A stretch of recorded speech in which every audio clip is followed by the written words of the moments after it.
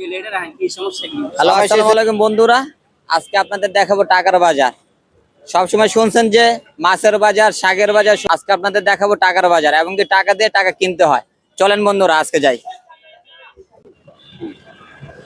আজকে যে দেখি আমরা যত অসহায় মানুষ ও যারা দিনমজুর আছে তাদের নিয়ে কাজ করি, তাদের জন্য নতুন টাকা নেওয়ার জন্য আসলাম গুলিস্তানে। তো আসো। 10 টাকার নতুন বান্ডিল নাই কাকা? ওই সাইডে না? আসসালামু আলাইকুম কাকা। সমস্যা হয়েছে 10 টাকার বান্ডিল লাগতো।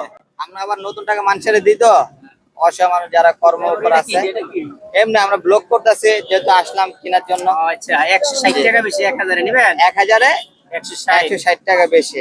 আর 20 টাকার বান্ডিল 1000-এ 1100 টাকা। 1100 টাকা। এটা বান্ডিল বলতে ঠিক না? তাহলে কম রাখা যায় না একটু? হ্যাঁ, এটা যদি 160 বলছেন 150 রাখেন। 10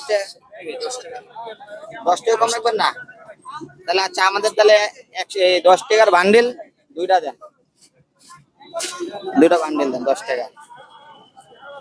আর তাহলে আরমান, আমরা কি 20 টাকার বান্ডিল নিয়ে নিব একবার?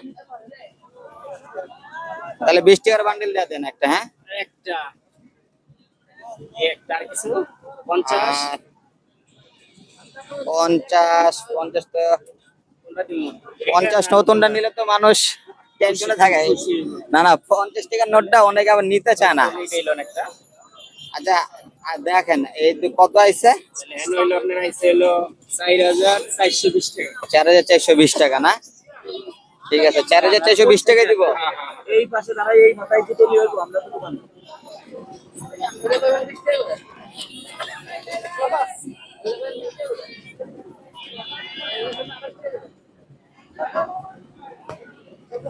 দুই হাজার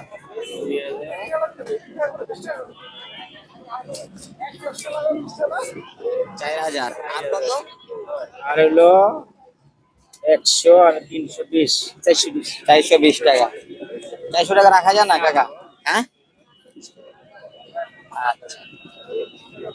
20 টাকা বাকি না। 20 টাকা, হ্যাঁ আছে, 20 টাকা বাকি আছে আমার কাছে। হ্যালো, তো বন্ধুরা আসলে এই টাকা নেওয়ার উদ্দেশ্য হয়েছে যে যাও। তাহলে ঠিক আছে, আপনার সাথে আমার ঠিক আছে। চলেন বন্ধুরা, আমরা নিয়ে নিলাম এগুলো। আমরা কি যারা কর্মমুখর আছে এবং কি যারা পরিশ্রম করে অসহায়, তাদেরকে আমরা সাহায্য করব। চলেন, আসসালামু আলাইকুম।